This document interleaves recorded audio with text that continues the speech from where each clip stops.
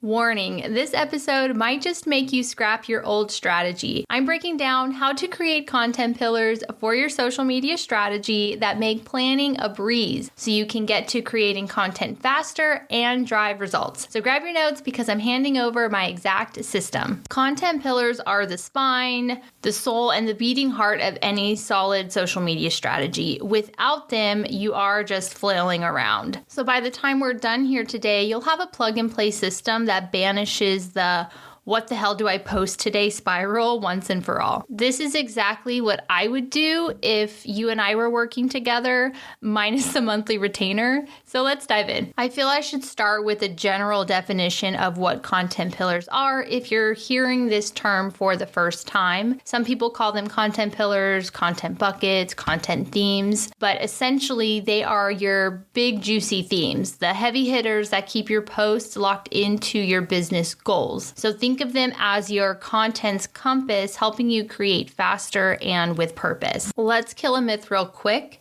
Inspire, educate, entertain. These are not content pillars. Yes, I made that rookie mistake back in the day too. They sound good, but they are just vibes. So they provide no direction, no strategy, no connection to your actual business goals. So let's bury that approach and build something smarter. There are many ways to approach content pillars, and I'm going to present a couple in this episode that should apply to you. But I will say, at the end of the day, you need to do what feels right for your business goals. One way is to tie pillars to your brand values. So say your company stands for sustainability, innovation, and community. Boom, each one of those becomes a pillar. Another way is to associate your content pillars to the goods and services you provide. This is personally one of my favorite no-brainer approaches. In the show notes, I've linked to a template I've created for these next steps, and you're welcome to download it. I'm going to do my best to give you a visual representation of what this document looks like.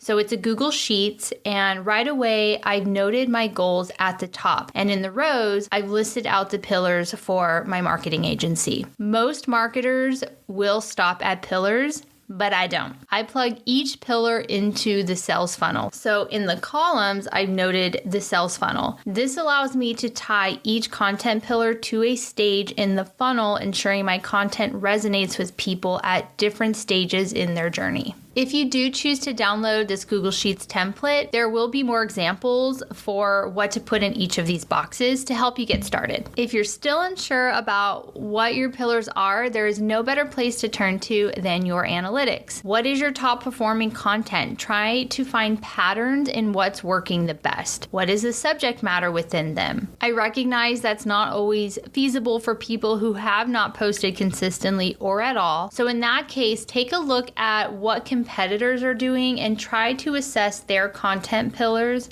and start there. Another place to look would be at their playlists on YouTube or TikTok. That's often a good indication of their content pillars. Here's another little gem most social media strategists leave on the table, and that's weights. So once I've defined the pillars, I like to assign them weights based on what the business actually cares about right now. Let's say you're running a hotel and food and beverage is your cash cow. Your F&B pillar will get a heavier weight, meaning it shows up more often on your feed than your other pillars. Your other pillars still exist, but less frequently on the main feed compared to your F&B content. Consider assigning a weight to each pillar and translate that into how many posts that equals per month or per week.